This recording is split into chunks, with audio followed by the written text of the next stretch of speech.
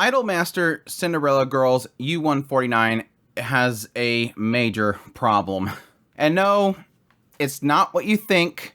Anyone following this channel for a while and following me on the podcast or whatever will know that U149 is a series that the moment I heard about it, I was extremely excited. This is a series that, honestly, of the entire spring season, this was one of the ones I was looking forward to the most. Like, everything was pointing to a really great show. It had Manabu Okamoto, who of course worked on the first season of Mushoku Tensei Jobless Reincarnation, which I thought was yes, despite some things being skipped, was a fantastic adaptation. You had Tomohiro working as executive producer, and he worked on previous Cinderella Girls. Cygames was animating it. Like, everything was pointing to this show is going to be so fantastic. But what possibly went wrong? Let me be perfectly clear. Yes, seeing this title, you probably immediately thought, what was the problem with U149? Was that it exists. I can't deny there is a group of people that see U149 and immediately think, oh, this is for this group of people. Specifically not using the name for it because obviously YouTube will get angry at me.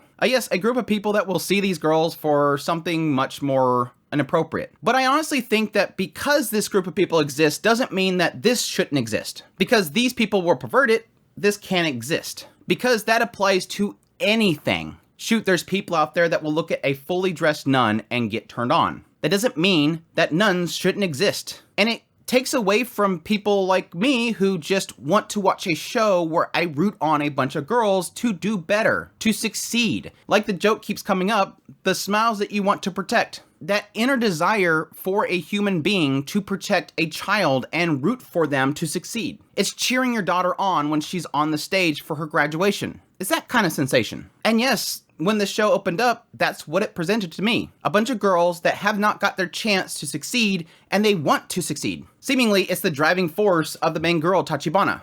She wants her big debut. She wants to succeed. She wants adults to take her seriously. But no, that's not the problem that we're talking about here. The problem lies in, I guess it's my own fault. I had really high expectations coming into the series. I set my expectations too high, wanting something more than just cute girls doing cute things. Because, damn, they're cute, they're adorable, but is the cute things interesting enough? Well, it's sort of hit and miss so far with its first 8 episodes. Honestly, more miss than anything. See, juggling cute girls doing cute things is a very difficult task, whether people want to believe it or not.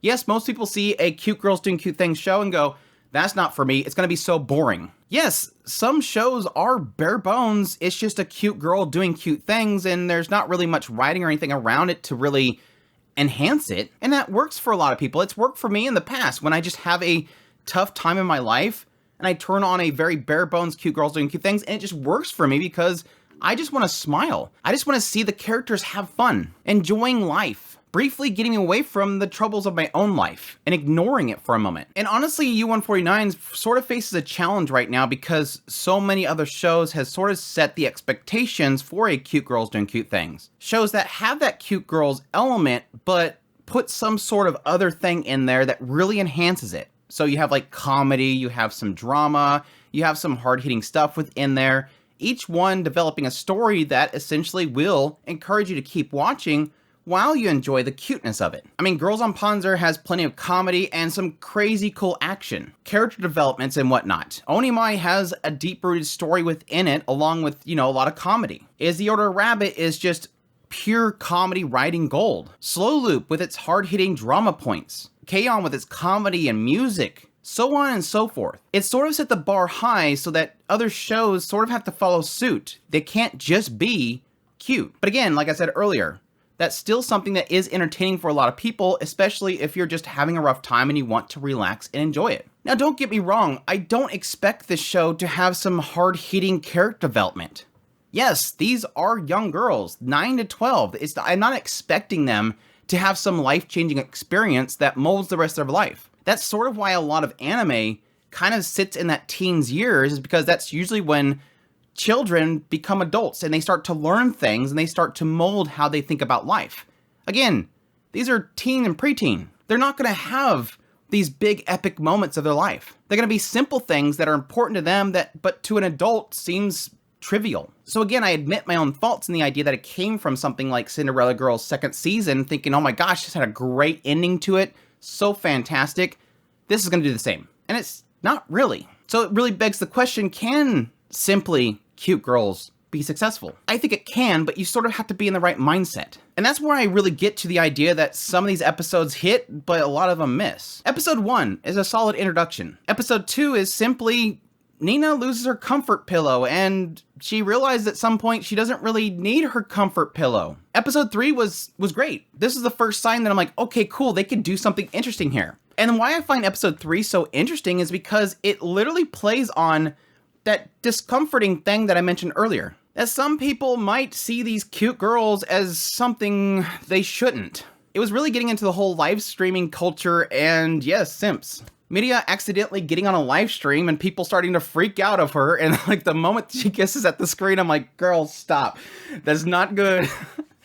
Again, it was sort of playing a little bit on that discomfort. When I was watching that episode, I had a little bit of discomfort. That's a good thing because it doesn't dwell on it, but it was just enough for me to go, ooh, it's almost as if they're saying something about this and making it a little uncomfortable, but then kind of stepping back because they don't want to get too heavy on it. Media was super cute on there. And she's not supposed to be on there unless she's got parent permission. And so they were dabbling a little bit in the idea of you shouldn't be here. And again, I like that simple, soft touch into something that is sort of bringing up a good question mark. And then it jumped to episode 4 and my expectations for the show got higher. Episode 4 was one of my favorite episodes of the entire season of shows. Again, playing simply in cute girls, Momoka's got a new job. She's gonna go to this TV show. She's gonna bungee jump at some point. She's got this kind of persona about her where she's got that almost princess, noble girl type of persona going about her, the frills and their speech patterns aren't normal. And then at some point having somebody say, okay, you're gonna jump off for this bungee jump, and we want you to have a good reaction on the television. So you need to act like a normal girl and scream. But then it makes her start to question her own self. Wait, am I not normal? It sort of is dabbling a little bit into that aspect of that, yes, technically most idol shows, most idols themselves have a persona that they have. You have the Genki, you have the tomboy, each one of them has sort of a character that they're going for. And it's not necessarily their real self. Their real self is a normal kid. It's a normal teenager, it's a normal adult, depending on what age group you're going for the idols. So you assume that's Momo's archetype that she's playing. But it's not. And it, again, is a little interesting in that regard. And so I really love when it kind of concludes and you have that moment where she goes up there to go jump and she just becomes her own character. This is who I am. Watch me. And she jumps off. And it shocks her. And it's so cute to see that persona that she seemingly is in, but she's not, sort of break. Then kick in the music and the animation. It was just an absolutely phenomenal episode. Episode 4 was so freaking good. I loved it. But there's the problem. Suddenly, I was getting what I wanted. Episode 3 was good. Episode 4 was phenomenal. I'm getting my expectations set high. This isn't just simply a cute girls doing cute things. This is doing something more. And then every episode after that has not really worked. Episode 5, we have Risa, who's obsessed with her dad, and at some point realizes that producer's okay too. Episode 6 is about Haru and her being a tomboy and not thinking she's cute enough. Episode 7 is Koharu and the fact that she loves animals. And she sees everybody as animals. And then the animals save her. And episode 8 is Chie and her insecurities of her own talents. Finding the courage to step out and take that risk and be successful. Which, yes, I would argue probably Chie's episode's decently solid. But again, nothing lives up to episode 3 and then 4. And it has me really struggling with the future of the show. The only character I think we have left is Karu. And we'll see what storyline she goes with and what kind of things she's overcoming. Again, my expectation isn't they're going to have some groundbreaking character developments with these characters, but at the same time, I need something to chew on. And simply, I'm not cute enough. Wait, I am cute. And I'm a tomboy, I can't wear a frilly dress, and then I wear a frilly dress, isn't really enough. But I'm curious to hear what you guys think. Do you agree, disagree? Is the show doing enough for you? Is it just, I don't care, I just want to see cute girls? Which again, like I said before, I've had moments like that. It's like, I just want to watch cute girls doing cute things. And that's still technically the case with this show. over the past few weeks. There was a week that I was having trouble and I suddenly turned on an episode and I'm like, just smile and enjoy it. But all the other times, it's kind of like I just want something more. I want another Momoka moment. I want another Miria moment. But anyhow, if you're new to this channel, make sure that subscribe button so you got my content. I do news, reviews, first impressions, top lists. If it's anime, it's pretty much here. Additionally, if you want to support the channel more, I have a Patreon link, tips link, super thanks button down below. Greatly appreciate it, but it does. And y'all take care.